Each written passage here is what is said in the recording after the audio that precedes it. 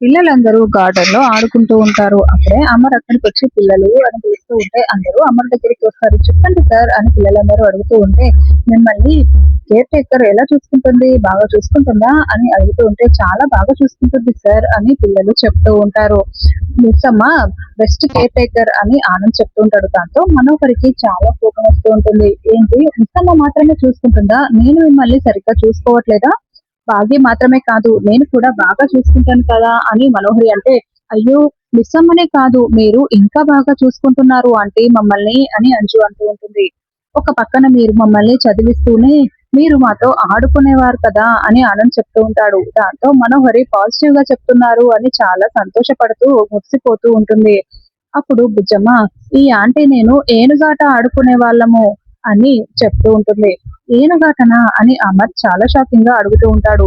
అవును, ఈ ఆంటీ ఏనుగులా వంగేది, నేనేమో ఆంటీ మీద ఎక్కి కూర్చునేదాన్ని.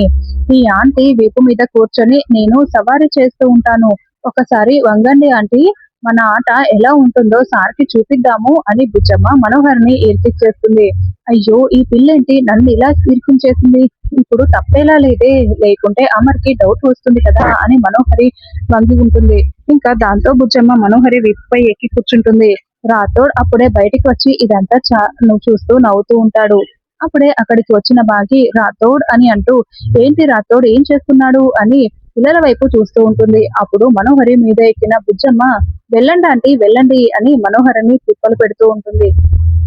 ఏనుగమ్మ ఏనుగు మా ఊరొచ్చింది ఏనుగు అంటూ బుజ్జమ్మ మనోహరిని ముప్ప తిప్పలు పెడుతూ ఉంటే బాగి కూడా చూసి నవ్వుకుంటూ ఉంటుంది.